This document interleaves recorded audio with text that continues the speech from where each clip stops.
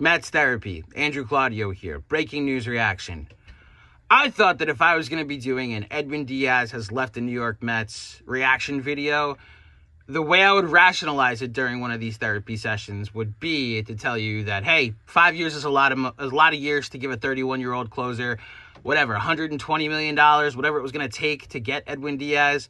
Like, props to whoever was representing him, to his agent for getting him the deal that he wanted. I still wish the Mets had done it, but on its face, in a vacuum, that's a lot of money to give a closer in his 30s when you still have other holes to fill. I would understand that. And I'm here to tell you right now, letting Edwin Diaz walk to the two-time back-to-back champions for $18 million more than you signed Devin Williams is inexcusable. It is indefensible. You have all of the payroll capabilities that you have when you're owned by Steve Cohen. And it's why, he's not blameless in this either. You could have stepped in and say, hey, dude, bring back Edwin Diaz. Let's create a super pen.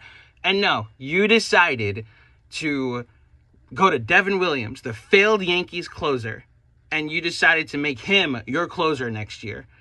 He is not insurance. You got worse in the closer position. He has to show he can do that, not just as a closer again, but in this market again. And I know what all the underlying numbers say. I know all the nerd stats that say Devin Williams is primed for a bounce back year. But I now hate the Devin Williams signing because for $18 million more, you could have brought back the very best at the position, made sure he didn't go to the Dodgers, and you could have brought back a fan favorite. One of the things that the Mets got right last year was they still had Edwin Diaz on the roster.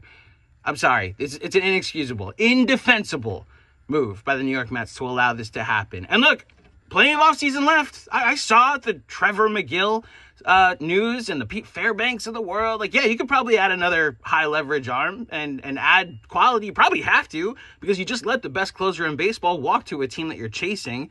And that to me continues to be the frustrating part. The Dodgers won back-to-back World Series, and they continue to spend. They won the World Series 2 years ago, added Snell, spent so much money on a bullpen and so much moves that failed.